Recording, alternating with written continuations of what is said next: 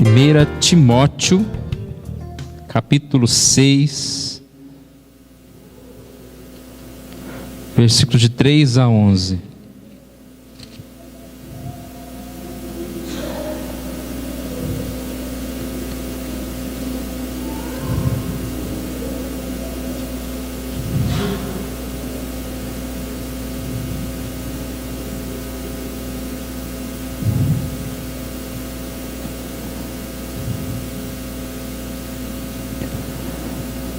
Quero acompanhar a leitura. 1 Timóteo, capítulo 6, de 3 a 11. Se alguém ensina outra doutrina e não concorda com as sãs palavras de nosso Senhor Jesus Cristo, com o ensino segundo a piedade, é enfatuado, nada entende, mas tem mania por questões e contendas de palavras, de que nasce inveja, provocação, difamações, suspeitas malignas, altercações sem fim, por homens cuja mente é pervertida e privados da verdade, supondo que a piedade é fonte de lucro. De fato, grande fonte de lucro é a piedade com o contentamento, porque nada temos trazido para o mundo, nem coisa alguma podemos levar dele. Tendo sustento, com o que nos vestir, estejamos contentes. Ora, os que querem ficar ricos caem em tentação e cilada, e em muitas concupiscências insensatas e perniciosas, os quais afogam os homens à ruína e perdição. Porque o amor do dinheiro é raiz de todos os males, e alguns nesta cobiça se desviaram da fé, e a si mesmos se atormentaram com muitas dores. Nós vamos orar mais uma vez, irmãos.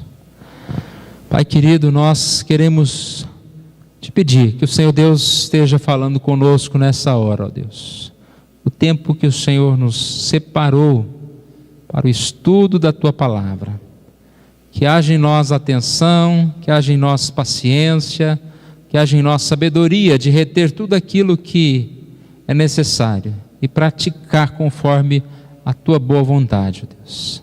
Nós oramos em nome de Jesus. Amém.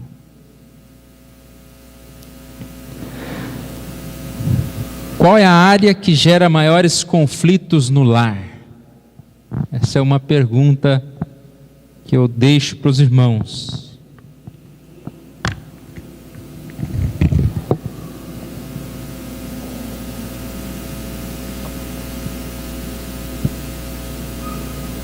Estamos falando, mês de abril e maio, sobre o tema família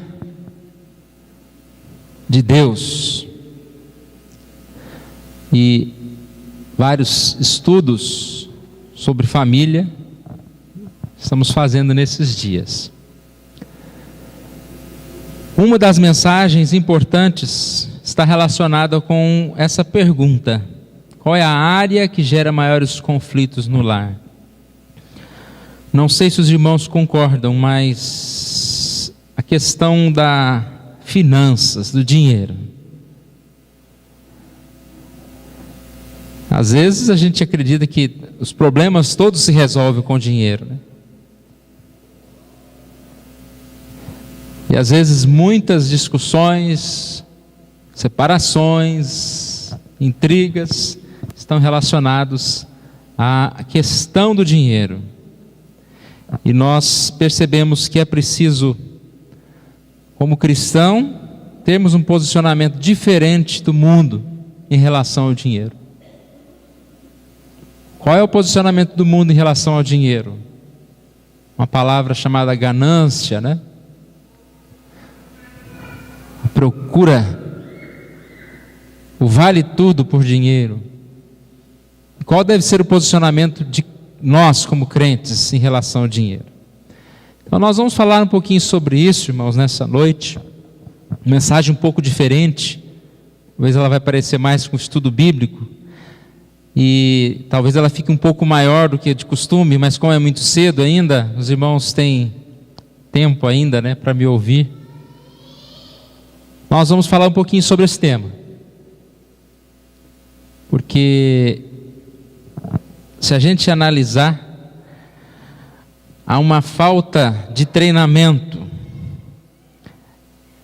Alguns estudos do Ministério CRAU, que é um ministério relacionado a vários cursos lá de Pompeia,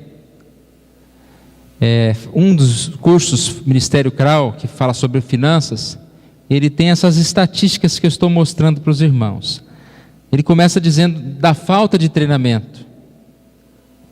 90 a 95% das instituições cristãs, educacionais, igrejas, não possuem nenhum tipo de treinamento bíblico financeiro. Se formos pensar, né, qual foi a última vez que nós ouvimos uma mensagem, uma pregação, falando sobre finanças na igreja? No domingo à noite. Talvez é a primeira vez que eu estou pregando sobre finanças domingo à noite, dessa forma. Falta de treinamento.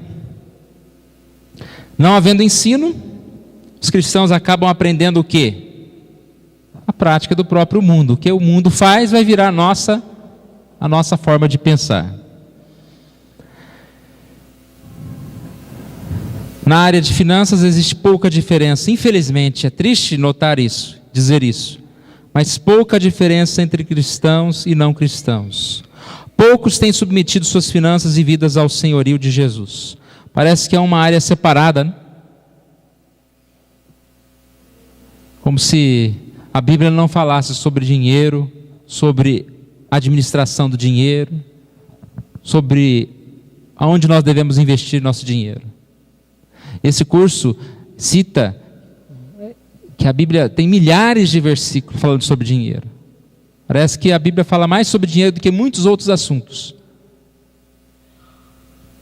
Mas nos falta conhecer e estudar aquele texto com o objetivo certo, né, que ele tem a nos ensinar. O que acontece então, irmãos? Muitos problemas. Tensões, estresse, fadigas, suicídios. Suicídio, sim. Pessoas morrendo, se matando, né? Por causa de problemas financeiros. Enfermidades, gente ficando doente por causa do problema financeiro. Brigas, conflitos, agressões, desagregação familiar, divórcios, etc. Por causa de problemas financeiros. E aí tem uma frase que eu acho muito dura de ouvir. Essa frase diz: os extratos de sua conta bancária e de seu cartão de crédito são documentos teológicos. Eles lhe dizem quem e o que você adora. Então, realmente, irmãos, como nós temos investido o nosso dinheiro, como nós estamos vivendo em relação ao dinheiro. Tem duas questões em relação ao dinheiro: prioridades e desejos. Às vezes nós estamos invertendo as coisas. Prioridades. Dizimar é prioridade? Sim. Ofertas, comida é prioridade?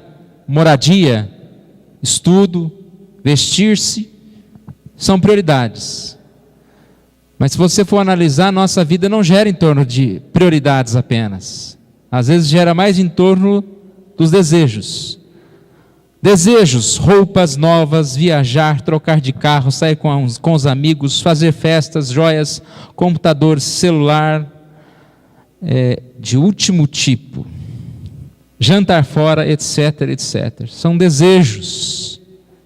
E uma estatística, uma frase do Hernandes Dias Lopes, diz que em 30 anos ocorreram mudanças nos hábitos dos consumos dos brasileiros. Gastamos 5 vezes mais. Então, essa estatística que ele fez, em 30 anos nós estamos gastando muito mais. E o que era supérfluo virou prioridade. Muitas coisas que antes você falava, não, isso a gente pode passar sem. Hoje não, é prioridade. Eu preciso disso. Nem que eu arrumar um jeitinho de comprar mais barato, de comprar lá da China, mas eu preciso disso.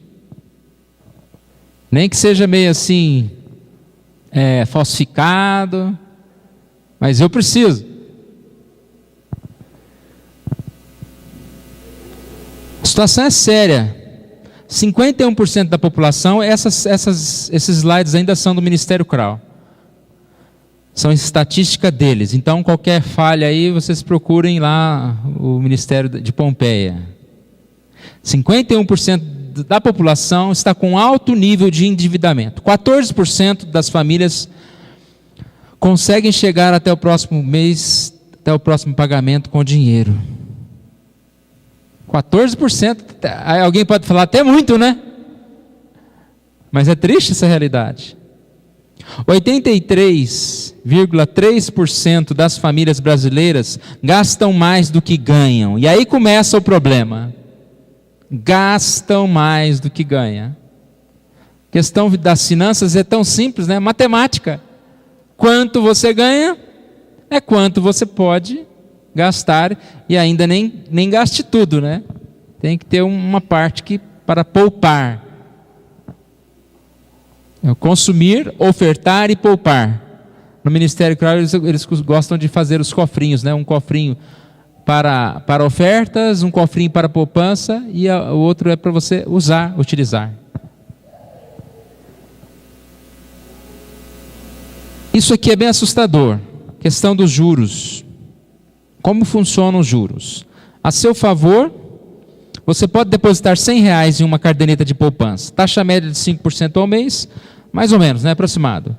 Daqui a 8 anos você terá R$161,41. Bom, hein? Guarde R$100 na poupança. Daqui a 8 anos você terá R$161. Esse negócio aqui é tão assustador que parece mentira. Depois eu vou pedir para o Zé falar se é verdade. O meu Ministério CRAU diz que é verdade, viu? E parece que é. Contra você. Se você depositar R$100 em uma caderneta de poupança... Não, irmãos, desculpa. Se você ficar devendo R$100 no cheque especial, taxa média de 9,24 ao mês, daqui a 8 anos você estará devendo... Eu não sei ler esse número. R$483.773,84. Os mesmos R$100. Na poupança, vira 161. Na dívida do cheque especial, R$483 mil. E mais um tanto. Conclusão? No cheque especial você ficará devendo 21 carros populares, enquanto que na poupança você conseguirá comprar... Aí tem aqui um pneu.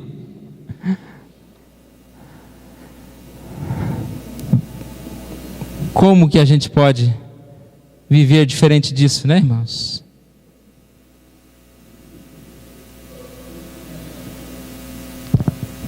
Falando um pouco sobre essa visão cristã que nós precisamos ter em relação ao dinheiro. Começa, irmãos, nessa resposta. O sermão hoje tem perguntas que a gente deve dar resposta. Mas não vale dar resposta e não praticar, né? Dar resposta é fácil. Mas dando resposta, você esteja confirmando, não, é isso que é o certo. Se é o certo, eu vou seguir. Isso que é dar resposta. Quarta-feira nós falamos sobre a definição de tolo. O que é tolo? Tolo é o que não sabe a resposta? Não, tolo é aquele que sabe a resposta, mas mesmo sabendo resolve fazer errado. Isso é tolice. É o nécio. E a gente precisa então, sabe a resposta? Vamos praticar. Primeira pergunta: com que propósito a família cristã deve usar o dinheiro? Tem um versículo que diz: honra o Senhor com os teus bens, com as primícias de toda a tua renda. Se o fim principal do homem é glorificar a Deus, os nossos bens também devem glorificar a Deus. Como que eu glorifico a Deus com os meus bens, irmãos? Dando dízimos, ofertas, mas também sendo honesto, comprando e pagando. Isso é glorificar a Deus. Também comprando o necessário sem esbanjar, é glorificar a Deus com os meus bens. Ajudando o meu próximo, eu posso glorificar a Deus. Honra ao Senhor com os teus bens. Honra ao Senhor. Nós lemos há pouco, o Salmo 24, ao Senhor pertence a terra. Tudo que nós temos, que nós recebemos, vem do Senhor.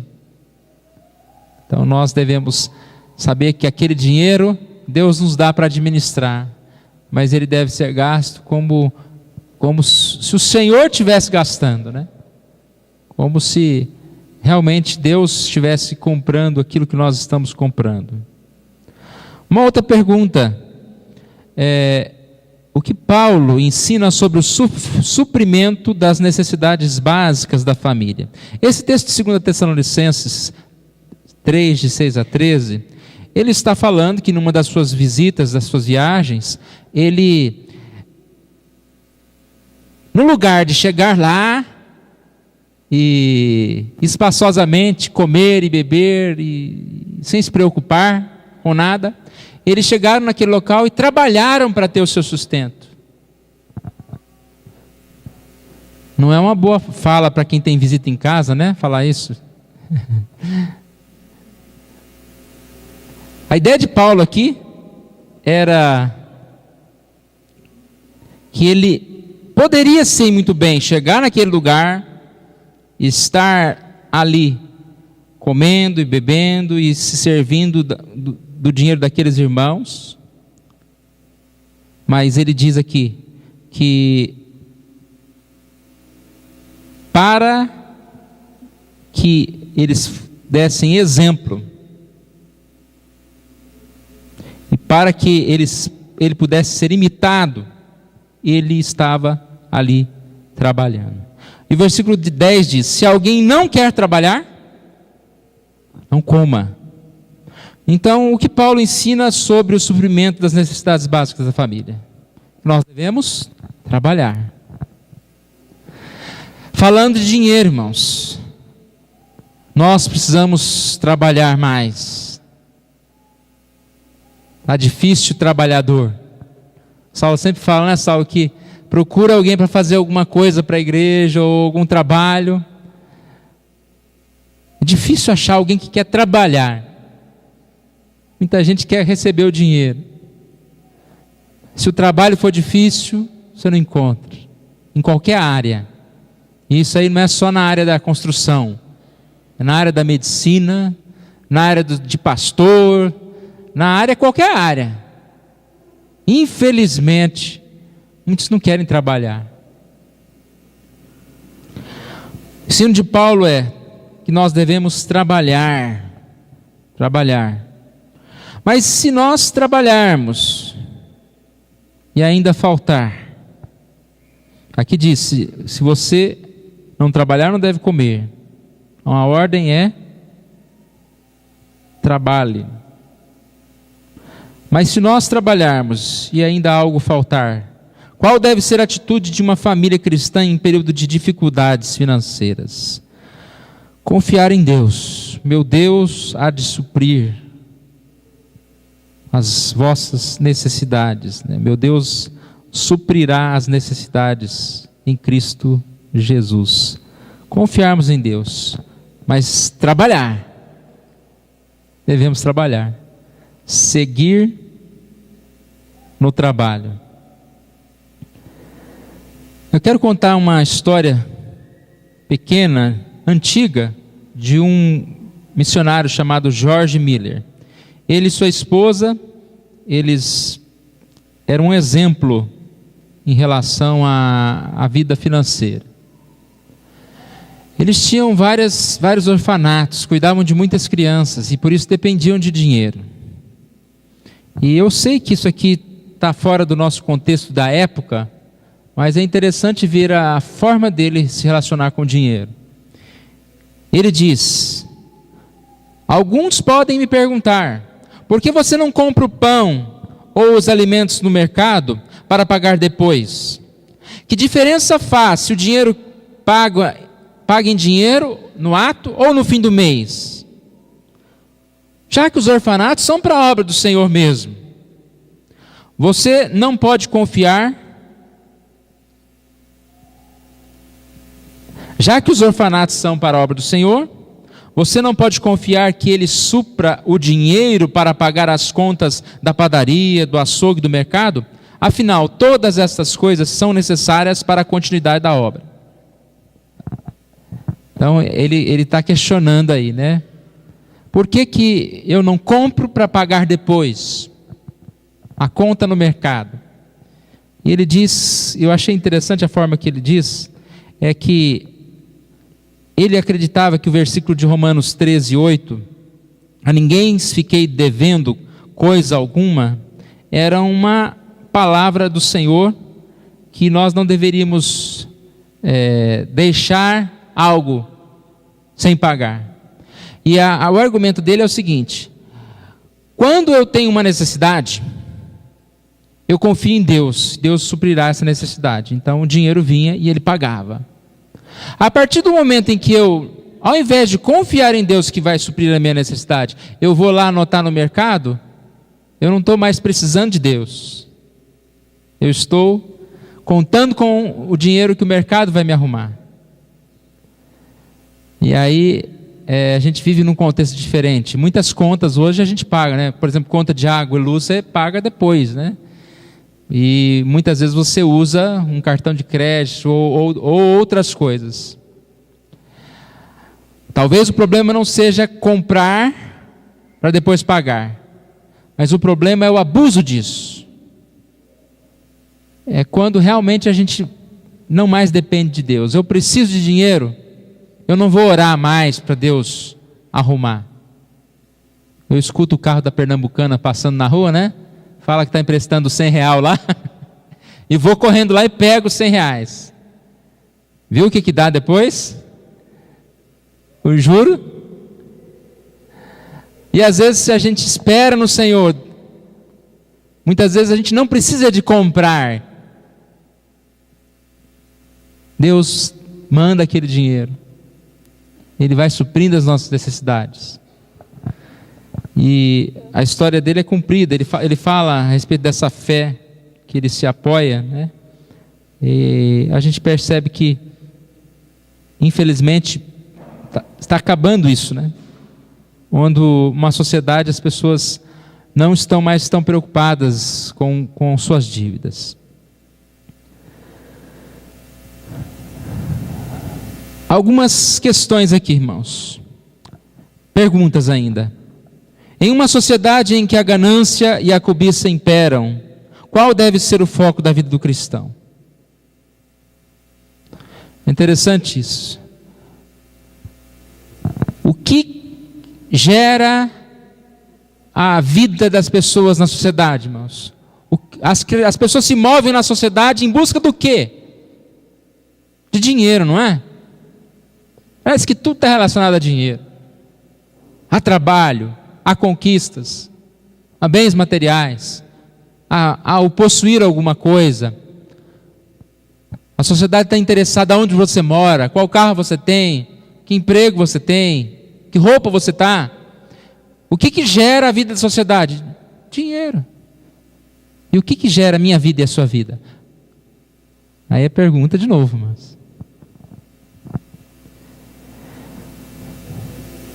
o que deve gerar na minha vida é o desejo de buscar o Senhor. Em primeiro lugar, o seu reino e a sua justiça. Repare que tem versículos que a gente nunca leu pensando em dinheiro, né? É interessante isso. Se você começar a ler vários versículos pensando na questão financeira, você vai ver como vai mudar a perspectiva de alguns versículos em relação a algumas coisas. No lugar de você buscar, em primeiro lugar, o dinheiro, busque em primeiro lugar o reino de Deus e a sua justiça. Ame o Senhor teu Deus de todo o teu coração, de toda a tua alma, de todo o teu entendimento. Ame o seu próximo como a si mesmo. Nós, como cristãos, irmãos, como nós falamos no início, temos que ter um conhecimento diferente da vida. A nossa busca não pode ser em primeiro lugar pelo dinheiro. Uma outra pergunta: em uma sociedade em que a ganância e a cobiça imperam, qual deve ser o foco da vida do cristão? Buscar o reino de Deus. E o nosso trabalho deve ser fazer discípulos de todas as nações, batizando-os em nome do Pai e do Filho, ensinando-os a obedecer a tudo o que lhes ordenei. E eu estarei com vocês até o fim dos tempos. Eu devo buscar em primeiro lugar não dinheiro, então eu devo buscar o Senhor em primeiro lugar. Portanto, o foco da minha vida, se é buscar o Senhor, o foco da minha vida é qual? Adorar a Deus apenas? Adorar a Deus, mas servi-lo, indo, buscando discípulos, fazendo discípulos. Irmãos, eu não quero me delongar muito, né? Quando o pastor começa a falar que não vai delongar muito, é complicado, né? Mas é tão importante a gente ouvir isso. Eu fico impressionado como as pessoas se dedicam para conseguir dinheiro. Como gasta tempo. Passa o dia inteiro telefonando para tantas empresas, para tantas pessoas, conseguindo mais negócios. Pega o carro, anda 1000 quilômetros para lá, vai para cá, volta e tá. Ah, mas pastor, se eu não fizer isso, como que eu vou comer? Aí volta, você está preocupado em comer mesmo? Nas prioridades? Ou naquela lista maior lá dos desejos? Tudo bem, se a gente também trabalhasse, eu acabei de dizer há pouco que nós temos que trabalhar muito, né? O cristão deve trabalhar. Mas se da mesma forma nós estivéssemos buscando fazer discípulos, falando de Jesus, tem muita gente precisando ouvir. Muita gente ao nosso alcance, que basta a gente conversar e gastar 10 minutos. Se para cada telefonema que você fizer para alguém, você fizer um telefonema também, convidando alguém, falando de Jesus para alguém.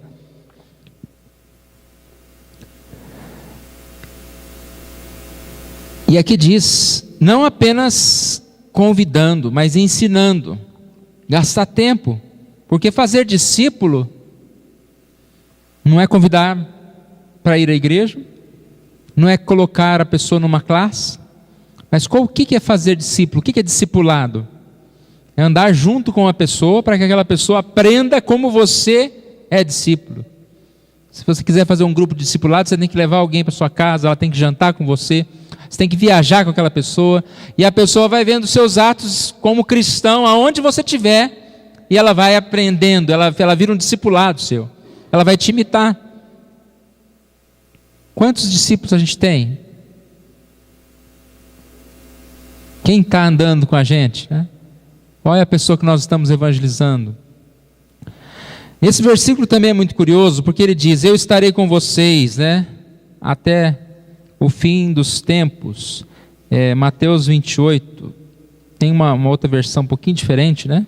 Eis que estarei convosco todos os dias. Aquela forma de decapitar versículo, né? Você pega um pedaço só. Aí você fala, essa aqui é bom, vou colocar lá no quadro da minha empresa. Estarei com vocês todos os dias. Aí o Senhor está comigo, né? No meu trabalho. Mas aqui está dizendo, à medida que vocês estejam indo, fazendo discípulo, pregando, eu estarei com vocês. É junto. Não tenha medo. Às vezes alguém pode dizer, mas eu tenho medo, tenho dificuldade de evangelizar, de falar de Jesus, de convidar alguém. Mas aqui diz, eu estarei com vocês, podem ir, eu que vou falar. Nós devemos manter o pensamento nas coisas lá do alto. Esse é o foco de vida do cristão. Esse deve ser o nosso foco de vida. Em relação ao dinheiro ainda, para a gente começar a concluir. Lucas 12:15. A vida do homem não consiste na quantidade de seus bens. Está aí uma frase que a gente devia falar todo dia: acordai, a vida do homem não consiste na quantidade dos seus bens. A vida do homem não consiste na quantidade dos seus bens, ou na forma, na inteligência, ou na cidade que a pessoa mora, ou na profissão que a pessoa mora. Não é melhor ou pior por causa disso.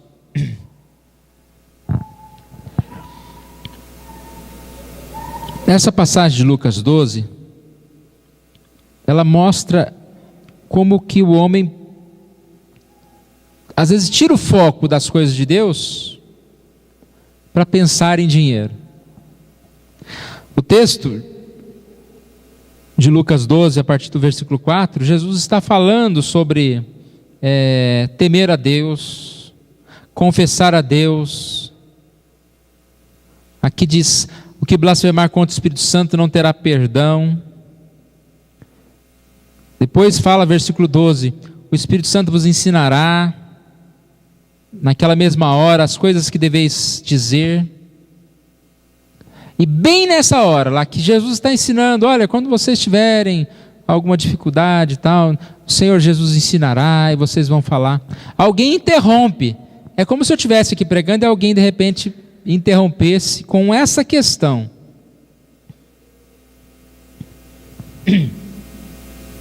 Ele disse aqui, versículo 12: um homem que estava no meio da multidão lhe falou: mestre, ordena que meu irmão reparta comigo a minha herança, a herança. O que tem a ver isso? Jesus falando de Deus, do Espírito Santo, da salvação, e alguém vem, ordena que a herança seja repartida. E Jesus diz: olha, quem me constituiu partidor ou juiz? Guardai-vos de toda avareza. E aí que ele diz esse versículo: porque a vida do homem não consiste na abundância dos bens que ele tem. Você não deve temer o homem, deve temer a Deus, deve seguir a Deus. E ele diz, conta a parábola bem conhecida, que ela termina: louco, esta noite te pedirão a tua alma. E o que tens preparado, para quem será? O que entesoura para si mesmo não é rico para Deus. Então, irmãos, nós devemos pensar muito bem nessa passagem. Buscar o reino de Deus, nós já falamos sobre isso. Não se amoldar ao próprio mundo. Há um outro texto que a gente pode ler em relação a finanças, que a gente nem sempre lê. Não vos conformeis com esse século, mas transformai-vos. Ou seja, não seja como esse século que só pensa em comprar, em gastar, em aparecer, mas transformai-vos, transforme seu coração. Tenha cuidado para que ninguém os escravize com vãs filosofias que se fundamentam nas tradições humanas, nos princípios elementares deste mundo e não em Cristo. Busque a Cristo. Esse texto fala vãs filosofias enganosas, é que o mundo prega. Tanto consumismo. Não se deixe levar por isso, mas busque os princípios elementares, busque a Cristo. Quem tesoura para si mesmo não é rico para com Deus. Se a gente só se preocupar com as coisas materiais, aonde está o nosso tempo para servir a Deus, para buscar a Deus? A questão financeira, irmãos, queira ou não, está relacionada ao nosso coração. O que nós amamos, o que nós temos buscado. E repare que tanto problema para algo passageiro, né?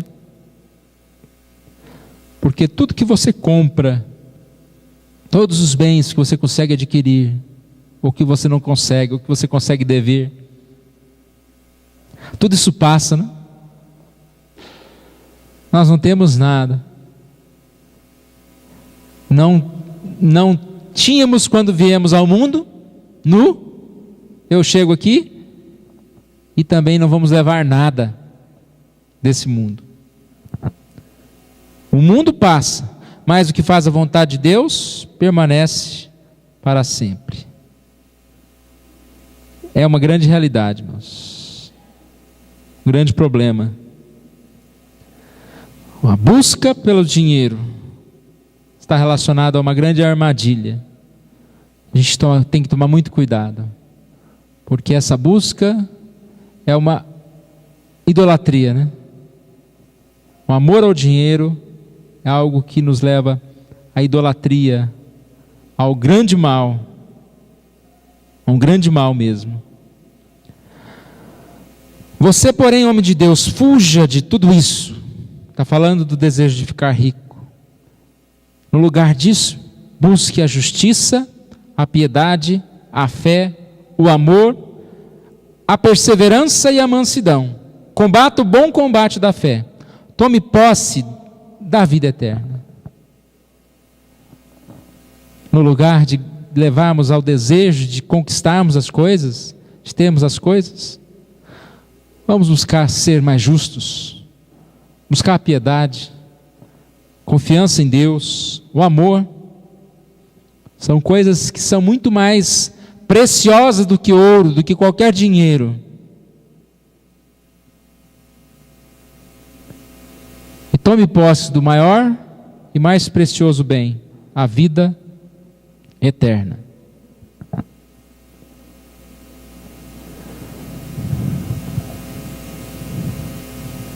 Louco, amanhã pedirão a tua alma. O que tens preparado, para quem será?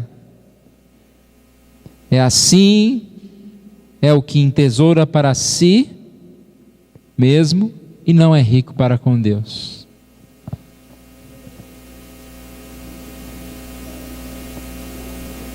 O que nós temos preparado, né, irmãos? O que nós temos preparado em relação à vida, em relação a Deus? Quero terminar agora, terminando mesmo, contando uma história pequena de uma viagem de um missionário.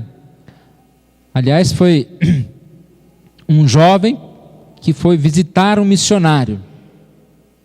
E ele, chegando na casa desse missionário, ele andou por lá e achou estranho, porque ele só tinha uma cama, um banquinho, que era um criadinho, uma cadeira, uma pia, algumas coisas numa casa. A casa não era nem tão pequena, a casa era um pouco maior.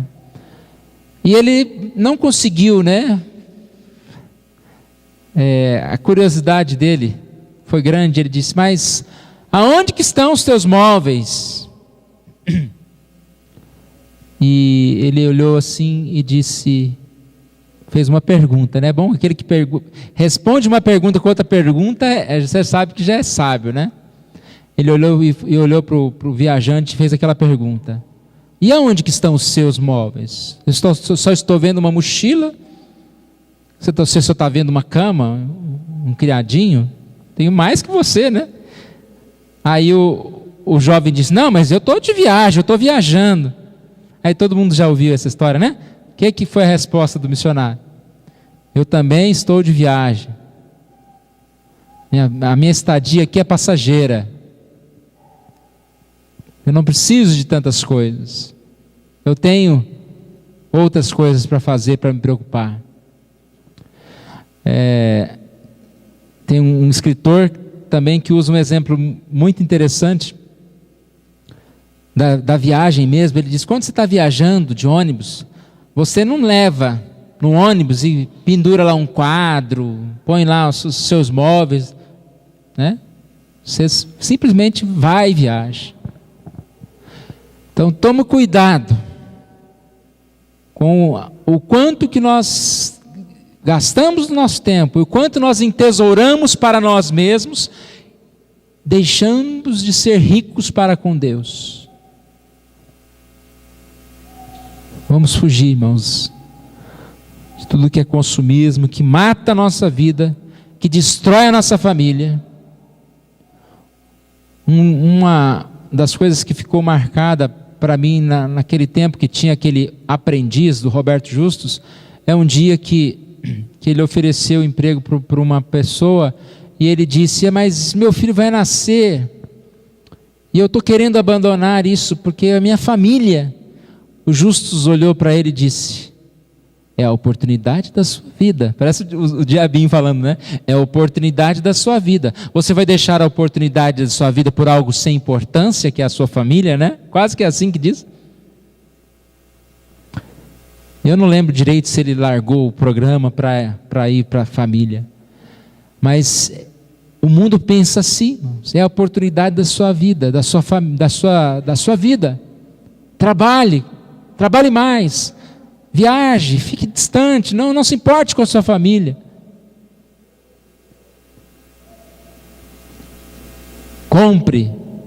Compre mais, tenha tudo muito bonito. Mas tem um lar, como diz a mensagem do boletim, né? Edificado, mas não tem amor. Então não adianta. O dinheiro pode edificar uma casa, mas é necessário amor para fazer dela um lar. Tem um lar edificado, ou seja, em pé, aparentemente edificado, bonito, mas sem amor, nada vale. Nós vamos ficar em pé, irmãos, vamos orar ao nosso Deus.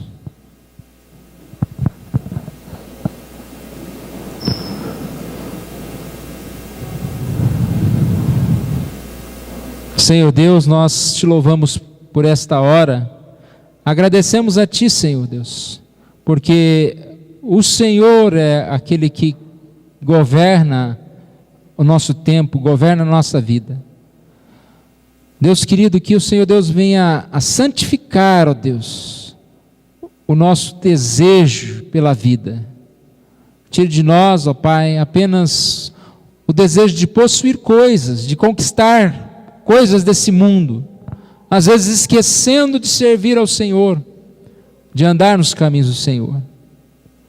Ó Pai amado, que o Senhor nos dê sabedoria e decisão, ó Deus, para cuidar da nossa vida financeira, ó Deus,